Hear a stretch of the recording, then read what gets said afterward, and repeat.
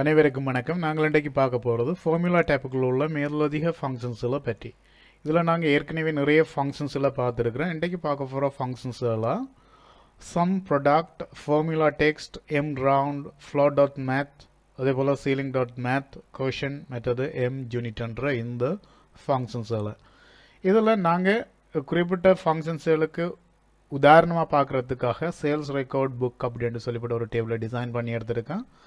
எனக்கு இப்போ இந்த சேல்ஸ் ரெக்கார்ட் புக்கில் வந்து ஒரு கேள்வி இருக்குன்னு சொன்னால், ப்ரைஸ் பர் யூனிட்டையும் மற்றது வந்து சோல்டு யூனிட்ஸையும் கொண்டு எனக்கு குறிப்பிட்ட இந்த கிராண்ட் டோட்டலை வந்து தர வேணும். அதாவது ப்ரைஸ் பர் யூனிட்ஸை வந்து சோல்ட் யூனிட்ஸால் பெருக்கி ஒரே தடவையில் எனக்கு கிராண்ட் டோட்டலை தர வேணும் என்று சொன்னால் அதுக்கு ஏதாவது ஃபங்க்ஷன் உள்ளதா என்று சொல்லி கேட்டால் அதுக்குரிய ஃபங்க்ஷன் தான் வந்து இந்த சம் ப்ராடக்ட்ன்றது. அதாவது சம் ப்ராடக்ட்ன்ற ஃபங்க்ஷன் நாங்கள் என்னதுக்கு பயன்படுத்தலாம் அப்படின்ட்டு சொன்னால், ஒரு ஏரியா அல்லது ஒரு அரேயில் உள்ள டேட்டாவை வந்து நாங்கள் இன்னும் ஒரு அரேயில் உள்ள டேட்டாவால் பெருக்கி அது வேல்யூஸாக இருக்க வேணும். குறிப்பிட்ட டேட்டாக்களை வந்து பெருக்கப்படுவதன் ஊடாக வர கிராண்ட் டோட்டலை வந்து நாங்கள் பெறுறதுக்கு குறிப்பிட்ட இந்த சம் ப்ராடக்ட்ன்ற ஃபங்க்ஷனை பாவிக்கலாம். இதுக்கு உதாரணமாக இப்போ பார்க்க போகிறீங்கன்னு சொன்னால், இப்போ ஈக்குவல் இப்போ உங்களுக்கு எங்கே கிராண்ட் டோட்டல் தேவையோ அங்கே ஈக்குவல் சம் ப்ராடக்ட் அப்படின்னு சொல்லி டைப் பண்ணிவிட்டு ப்ராக்கெட்டை ஸ்டார்ட் பண்ணிங்கன்னு சொன்னால் அதோட சின்டாக்ஸை பார்த்துக்கொள்ளக்கூடியதாக இருக்கும். அரே 1, அரே 2, அரே 3 அப்படின்னு சொல்லி கேட்கும். ஸோ இப்போ எனக்கு இங்கே 2 அரேஸ் இருக்கிறதால நான் ஃபஸ்ட்டு அரே 1 வந்து தெரிவு செய்கிறேன். அதாவது குறிப்பிட்ட இந்த ப்ரைஸ் பர் யூனிட்டை வந்து நான் தெரிவு செய்கிறேன் ஃபர்ஸ்ட் அரேயா. கமா வச்சேன்ட்டு சொன்னால் இப்போ என்ன செய்ய போதுன்ட்டு சொன்னால் எனக்கிட்ட அரே 2 கேட்கும். ஸோ அரே 2 வந்து என்னவா இருக்கணும் எனக்குன்ட்டு சொன்னால் சோல்ட் யூனிட்ஸ், அதாவது எத்தனை யூனிட்ஸ் வந்து சோல்டாகி இருக்குது கொடுத்துட்டு இப்போ ப்ராக்கெட்டை க்ளோஸ் பண்ணிவிட்டு ஜஸ்ட் என்டர் கீயை ப்ரெஸ் பண்ணேன்ட்டு சொன்னால் எனக்கு கிராண்ட் டோட்டலை தந்துடும். ஸோ அப்போ இதுக்கு வந்து நாங்கள் இந்த கிராண்ட் டோட்டலை நார்மலாக எப்படி காண்றேன்ட்டு சொல்லி நாங்கள் ஏற்கனவே பார்த்துருக்கேன். என்ன செய்வோம்ட்டு சொன்னால் ஒவ்வொரு செல்ஸையும், அதாவது ஒவ்வொரு கொலமுக்குள்ளே இருக்கிற அந்த அல்லது ஒவ்வொரு ட்ரோவில் இருக்கிற டேட்டாவையும் வந்து நாங்கள் செல்ஸ் வையாக பெருக்குவோம். உதாரணமாக இப்போ ஃபர்ஸ்ட் செல்லை வந்து செகண்ட் செல்லால் நாங்கள் பெருக்கி அதுண்ட டோட்டலை இங்கே கண்டு திரும்ப அந்த டோட்டலை வந்து நாங்கள் என்ன செய்வோம்னு சொன்னால் சம்ன்ற ஃபங்க்ஷனை யூஸ் பண்ணி நாங்கள் எங்கட கிராண்ட் டோட்டலை காண்றதுக்கு ட்ரை பண்ணுவோம். ஸோ அப்போ இந்த சம்ன்ற ஃபங்க்ஷனை யூஸ் பண்ணக்குள்ள என்ன செய்வோம், நாங்கள் குறிப்பிட்ட அந்த ஏரியா அப்படியே தெரிவு செய்து கொடுத்துட்டு இப்போ ப்ராக்கெட்டை க்ளோஸ் பண்ணி விட்டீங்கன்னு சொன்னால் ஆட்டோமேட்டிக்காக உங்களுக்கு அந்த சம் ஃபங்க்ஷன் வந்து டோட்டலாக தரும். ஸோ இவ்வளோ வேலையை செய்கிறதுக்கு பதிலாக நாங்கள் ஒரே தடவையில் எடுத்துக்கொள்கிறதுக்கு குறிப்பிட்ட இந்த சம் ப்ராடக்ட்ன்ற ஃபங்க்ஷனை நீங்கள் பயன்படுத்தக்கூடியதாக இருக்கும். ஸோ இப்போ நான் நினைக்கிறேன் இது இலகுவாக உங்களுக்கு விளங்கி இருக்குங்க அப்படின்ட்டு சொல்லி குறிப்பிட்ட முதலாவது ஒரு செல் கூட்டத்துக்குள்ளே இருக்கிற டேட்டாவை அதே அளவிலான செல் கூட்டத்துக்குள்ளே இருக்கிற இன்னும் ஒரு வேல்யூஸால் நாங்கள் பெருக்கி அதோட மொத்தத்தை காண்றதுக்கு இந்த சம் ப்ராடக்டை பாவிக்கலாம். அடுத்து நாங்கள் பார்க்க போகிற ஃபங்க்ஷன் வந்து ஃபார்முலா டெக்ஸ்ட். ஓகே, இப்போ உதாரணமாக இவ்வாறான சந்தர்ப்பத்தில் குறிப்பிட்ட இந்த செல்ஸுகளுக்குள்ள என்ன ஃபார்முலா எழுதப்பட்டிருக்கு அப்படின்ட்டு சொல்லி சில சந்தர்ப்பத்தில் உங்களுக்கு பார்க்க வேண்டிய தேவை இருக்கலாம்.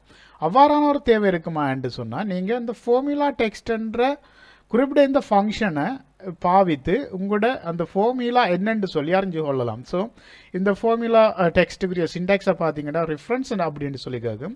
ஸோ எங்கே இருக்கிற செல்லுக்குள்ளே இருக்கிற அந்த ஃபார்முலாவை நீங்கள் பார்க்க போகிறீங்களோ அந்த செல் அட்ரஸை தெரிவு செய்து கொடுத்துட்டு ப்ராக்கெட்டை க்ளோஸ் பண்ணி என்ன பண்ணீங்கன்னு சொன்னால் குறிப்பிட்ட அந்த செல்லுக்குள்ளே என்ன ஃபார்முலா எழுதப்பட்டிருக்கின்றது உங்களுக்கு இங்கே பார்த்துக்கொள்ளக்கூடியதாக இருக்கும்.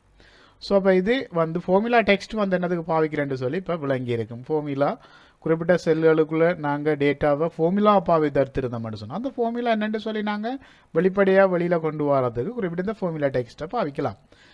அடுத்தது Mround. இது வந்து ஒரு மேத்தமெட்டிக்கல் ஃபங்க்ஷன் என்னென்னு சொன்னால், இப்போ உதாரணமாக குறிப்பிட்ட வேல்யூஸ்களில் உங்களுக்கு இப்போ உதாரணமாக ரவுண்ட் பண்ண வேண்டி இருக்கு. அதாவது என்னென்னு சொன்னால் மட்டம் தட்ட வேண்டி இருக்கு. மட்டம் தட்ட வேண்டி இருக்கிற சந்தர்ப்பத்தில் நீங்கள் இந்த Mroundன்ற ஃபங்க்ஷனை நீங்கள் பாவிக்கலாம். இது எப்படி வேலை செய்யுமென்று சொன்னால், இப்போ நாங்கள் நார்மலாக மட்டம் தட்டுறது வந்து 10.54 சொல்லி போட்டோம்னு சொன்னால் நாங்கள் 11க்கும் அதே போல் வந்து 10.4 4 போட்டோம்னு சொன்னால் 10க்கு மட்டம் தட்டி பார்க்குறது. ஸோ இப்படி மட்டம் தட்டி பார்க்குறதுக்கு வந்து நீங்கள் Mroundன்ற இந்த ஃபங்க்ஷனை நீங்கள் பாவிக்கலாம்.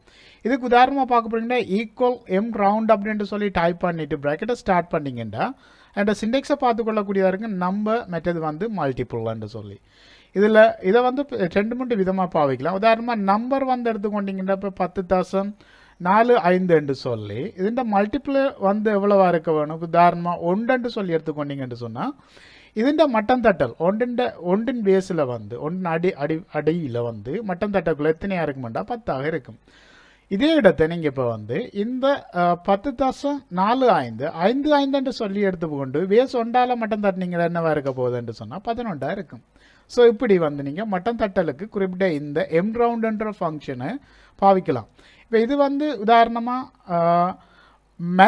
ஃப்ளோ மெத்தன்றதை எடுத்துக்கொண்டீங்கன்னு சொன்னால் இதுவும் ஒரு மட்டம் தட்டுறது தான் ஆனால் இது பேஸின் அடிப்படையில் நியரஸ்ட் லெஸ் வேல்யூவை வந்து பார்க்குறது அதாவது இப்போ குறிப்பிட்ட ஒரு வேல்யூஸுக்கு அடுத்ததாக குறைந்ததில் எந்த வேல்யூஸ் இருக்குதோ அந்த வேல்யூஸை நாங்கள் எடுக்கிறதுக்கு அப்போ தசத்து அவளையும் கழித்து அதுக்கு அடுத்ததாக உள்ள என்ன வேல்யூஸோ அதை எடுக்கிறது குறிப்பிட்ட இந்த floor.math ஃபங்க்ஷனை பாவிக்கலாம் உதாரணமாக பார்க்க போகிறீங்கன்னா ஈக்குவல் floor.math அப்படின்னு சொல்லி டைப் பண்ணிட்டு பிராக்கெட்டை ஸ்டார்ட் பண்ணிங்கன்னா அந்த சிண்டெக்ஸ் நம்பர் மற்றது வந்து சிக்னிஃபிகன்ஸ்ன்னு சொல்லி கேட்கும் ஸோ அதில் மோடும் இருக்குது இதில் இப்போ நம்பர் வந்து என்ன உதாரணமாக எடுத்துக்கொண்டீங்கன்னு சொன்னால் 10 இப்போ கொமா வைத்துட்டு சிக்னிஃபிகன்ஸ் வந்து உங்களுக்கு இப்போ இதில் நம்பரை வந்து நம்ம இன்னும் ஒன்று ஆட் பண்ணுறோம் 10,042 கமா வைத்து இதை சிக்னிஃபிகன்ஸ் 1 சொல்லி கொடுத்துட்டு பிராக்கெட்டை க்ளோஸ் பண்ணினா என்ன பண்ணேன்ட்டு சொன்னால் எனக்கு 10 தரும் இதே இடத்துல நான் 10,062 அப்படின்ட்டு சொல்லி கொடுத்துட்டு வேஸ் பண்ண கொடுத்து என்ன பண்ணேன்ட்டு சொன்னாலும் 10 தரும் அப்போ இதை என்ன செய்தேன்ட்டு சொன்னால் இந்த நியரஸ்டாக இருக்கிற லோவஸ்ட் நம்பரை வந்து உங்களுக்கு ஃபைண்ட் பண்ணி தரும் அப்போ தசத்துக்கு பின்னால் இருக்கிற நம்பரை கவுண்டிங்கில் இருந்து எடுத்து உங்களுக்கு நம்பரை வந்து என்னென்னு சொன்னால் ஃபுல் டிஜிட்டுக்கு வந்து தரும் ஸோ இதுக்கு வந்து இந்த floor.math வந்து நீங்கள் பாவிக்கலாம் இதே இடத்துல இன்னும் Ceiling.math என்று சொல்லியிருக்கு இப்போ இந்த floor.math Ceiling.math எல்லாம் வந்து என்னத்துக்கு பாவிக்கிறதுன்னு சொன்னால் நார்மலாக வந்து ட்ராவிங்கள் பண்ணக்குள்ள வந்து தசத்து அடிப்படையில் நம்பர்ஸ் எல்லாம் அதாவது தசம இலக்கங்களில் தான் வந்து அதிகமான ட்ராவிங்ஸை வந்து செய்வாங்க ஒவ்வொரு கோனருக்கும் வந்து ஒவ்வொன்றும் தசத்தில் வரும் அதனால் இந்த floor.mathகள் வந்து அந்த சந்தர்ப்பத்தில் இலகுவாக இருக்கும் இப்போ சீலிங்குக்கு பார்க்க போகிறீங்கன்னா ஈக்குவல் சீலிங் என்று சொல்லி இது வந்து என்ன செய்யணும்னு சொன்னால் அப்போ ஹையஸ்ட் நம்பரை வந்து பார்க்கணும் அதாவது floor.math வந்து லோவஸ்ட் நியரஸ்ட் நம்பரை தந்த மாதிரி இது வந்து ஹையஸ்ட் அப்பா இருக்கிற அதாவது கூடுதலாக இருக்கிற அந்த நியரஸ்ட் நம்பரை வந்து தரும் இதில் உதாரணமாக எடுத்துக்கொண்டீங்கன்னு சொன்னால் 10,56 என்று சொல்லி டைப் பண்ணிட்டு கமா கொடுத்து 1 கொடுத்து விட்டீங்கன்னு சொன்னால் பேஸ் 1 என்று சொல்லி கொடுத்து விட்டீங்கன்னா இது உங்களுக்கு ஆட்டோமேட்டிக்காக 11 தரும் அப்போ இது வந்து என்ன செய்யுதுன்னு சொன்னால் உங்களுக்கு இப்போ குறிப்பிட்ட 10க்கு மேலே போனால் அதை 11 சொல்லி தான் எடுக்குங்க இப்போ 10,16 சொல்லி கொடுத்தீங்கன்னாலும் 11 தரும் அப்போ 10க்கு மேலே போனால் 11 அப்படின்ட்டு சொல்லி எடுக்கும் floor.math வந்து 10க்கு 11 என்று சொல்லி இல்லை அப்படின்ட்டு சொன்னால் 10 என்று சொல்லி எடுக்கும் அப்போ ஒவ்வொரு ஃபுல் வேல்யூஸையும் வந்து இது வந்து எடுக்கிறதால இப்போ எங்களுக்கு இலகுவாக பார்க்க வேணும்னு சொன்னால் இப்போ தசம இலக்கங்கள் இவ்வாறான சில ட்ராவிங்ஸ்களில் பார்த்தீங்கன்னா இப்படியான தசம இலக்கங்கள் வரும் ஸோ இந்த இடத்துல வந்து இப்போ 0.6512 என்று சொல்லி இருக்குதுன்னு சொன்னால் அதை நீங்கள் கல்குலேட் அதாவது கல்குலேட் பண்ண போகிறீங்க 0.1 என்ற பேசிக்ன்னு சொன்னால் உங்களுக்கு என்ன மாதிரி இது கல்குலேஷனை தரப்போகுதுன்னு சொன்னால் சீலிங்ஸ் வந்து அப் பண்ணி 0.65 இருக்கிறதால ஸோ 6க்கு அடுத்ததாக வரப்போகிறது வந்து 7 இருக்கும் ஸோ அது வந்து தர உங்களுக்கு ஃபுல் வேல்யூ வந்து 0.7 இருக்கும் ஸோ இப்படி வந்து மட்டம் தட்டி தரும் ஸோ இப்படியான சந்தர்ப்பங்களுக்கு நீங்கள் வந்து இந்த மேத்தமெட்டிக்கல் ஃபங்க்ஷன்ஸில் பாவிக்கக்கூடியதாக இருக்கும் அடுத்த இன்னும் ஒரு ஃபங்க்ஷன் இது கொஷன் இந்த கொஷன்ன்ற ஃபங்க்ஷனை என்னதுக்கு பாவிக்கலாம் அப்படின்ட்டு சொன்னால் உள்ளடக்கம் அதாவது இப்போ நாங்கள் உதாரணம் எடுத்துக்கொண்டீங்கன்னா ஈக்குவல் 10/3 என்று சொல்லி டைப் பண்ணேன்னு சொன்னால் அதாவது 3.33 அப்படின்ட்டு சொல்லித்தரும் அப்படி இல்லாமல் 3 எத்தனை முறை குறிப்பிட்ட இந்த இலக்கத்தில் அடங்குதுன்னு சொல்லி பார்க்க வேணும் உள்ளடக்கத்தை நீங்கள் பார்க்க வேணும்னு சொன்னால் அதுக்கு நீங்கள் குறிப்பிட்ட இந்த கொஷனை பாவிக்கலாம் அப்போ ஈக்குவல் கொஷன் அப்படின்ட்டு சொல்லி டைப் பண்ணிவிட்டு ப்ராக்கெட்டை ஸ்டார்ட் பண்ணிங்கன்னு சொன்னால் அதில் நியூமரேட்டர் மற்றது டினாமினேட்டர் அப்படின்ட்டு சொல்லி போட்டு இரண்டு சிண்டெக்ஸை நீங்கள் பார்த்துக்கொள்ளக்கூடியதாக இருக்கும். ஸோ நியூமரேட்டர் உதாரணத்துக்கு 10 சொன்னால் டினாமினேட்டர் வந்து உதாரணத்துக்கு 3 சொல்லி கொடுத்தீங்கன்னு சொன்னால் இது வந்து உங்களுக்கு இப்போ 3 10 எத்தனை முறை அடங்குன்னு சொல்லி பார்க்கலாம். அப்போ எத்தனை முறை அடங்குன்னு சொன்னால் 3 முறை அடங்கு. அதே இடத்த இப்போ 15 சொல்லி கொடுத்தீங்கன்னு சொன்னால் உங்களுக்கு வந்து 15 5 சொல்லி தரும். ஆனால் இங்கே இப்போ 10 கொடுக்கக்குள்ள மிகிதமாக இருக்கிற ஒன்றை வந்து எங்களுக்கு விடையாக தராது. அப்போ குறிப்பிட்ட வேல்யூவில் மொத்த வேல்யூவில் வந்து இந்த டினாமினேட்டர் வந்து எத்தனை முறை அடங்குதோ அதைத்தான் தருமே தவிர மிகுதியை தராது. இப்போ மிகுதியை தரவானு சொன்னால் நாங்கள் ஏற்கனவே இன்னும் ஒரு ஃபங்க்ஷனை பார்த்துருக்கோம். அது என்னென்று சொல்லி பார்த்தீங்கன்னு சொன்னால் இப்போ உதாரணத்துக்கு குறிப்பிட்ட மொட் அப்படின்ட்டு சொல்லிவிட்டு ஒரு ஃபங்க்ஷனை பார்த்துருக்கேன். ஸோ நீங்கள் அதை பார்க்கலாம். இப்போ உதாரணம் இங்கே வேணும்னு சொன்னால் இதுக்கு ஆப்போசிட்டே ஈக்குவல் அல்லது இதில் இருக்கிற இன்னும் ஒரு வேலையை நாங்கள் செய்கிறதுக்கு மொட் அப்படின்ட்டு சொல்லி டைப் பண்ணிவிட்டு ப்ராக்கெட்டை இது நாங்கள் ஏற்கனவே பார்த்துருக்குறோம்.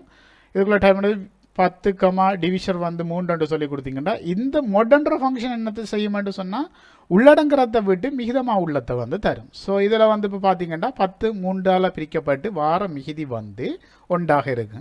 இது வந்து 10 3ஆல் பிரித்தா எத்தனை முறை 3 10 அடங்குதுன்னு சொல்லி அந்த குறிப்பிட்ட வேல்யூஸை தரும்.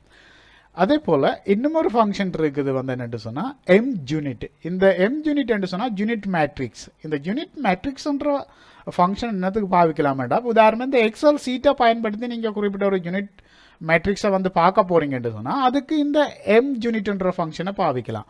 இப்போ உதாரணத்துக்கு குறிப்பிட்ட இந்த இதில் வந்து ஒரு யூனிட் மேட்ரிக்ஸை பார்க்க போகிறீங்கன்னு சொன்னால் ஈக்குவல் யூனிட் mUnit அப்படின்ட்டு சொல்லி டைப் பண்ணி ப்ராக்கெட்டை ஸ்டார்ட் பண்ணி போட்டு டைமென்ஷனை கொடுங்க. அப்போ என்ன டைமென்ஷனில் பார்க்க போகிறீங்க? உதாரணமாக 3 டைமென்ஷனை நீங்கள் பார்க்க போகிறீங்கன்னு சொன்னால் 3 டைமென்ஷனை பார்க்குறதுக்கு 3 கொடுத்துட்டு ப்ராக்கெட்டை க்ளோஸ் பண்ணி என்டர் பண்ணி விட்டிங்கன்னா உங்களுக்கு ஆட்டோமேட்டிக்காக 3 டைமென்ஷனை அது தரும். ஸோ அப்போ உங்களுக்கு ஈஸியாக விளங்கிக் கொள்ளக்கூடிய இருக்கும் இந்த 3 டைமென்ஷனை. ரைட். ஸோ இப்படி இதெல்லாம் நாங்கள் காண்றதுக்கு அல்லது இதை ட்ரா பண்ணுறதுக்கு இந்த mUnitன்ற ஃபங்க்ஷனை நீங்கள் பாவித்து கொள்ளக்கூடியதாக இருக்கும். ஓகே, இன்றைக்கு பார்த்த இந்த ஃபங்க்ஷன்ஸில் உங்களுக்கு ஏதாவது கேள்விகள் அல்லது சந்தேகங்கள் இருக்குமா இருந்தால் டீச்சர்ஸ்ன்ற இந்த யூடியூப் சேனலை சப்ஸ்கிரைப் பண்ணிவிட்டு அதில் காணப்படுற கமெண்ட் செக்ஷன் ஊடாக நீங்கள் கமெண்ட் பண்ணி கேட்டுக்கொள்ளலாம். அதே போல் இந்த சேனலை பார்த்தமைக்கு நன்றி. மறக்காமல் இந்த சேனலை சப்ஸ்கிரைப் பண்ணி அதில் காணப்படுற பெல் பட்டனையும் அமர்த்தி வைங்க. நான் அடுத்ததாக வெளியிட போகிற வீடியோக்கள் அனைத்தும் உங்களுக்கு நோட்டிஃபிகேஷனில் வந்து சேரும். இந்த டியூட்டோரியலில் பார்த்தமைக்கு மீண்டும் நன்றி. தேங்க்யூ.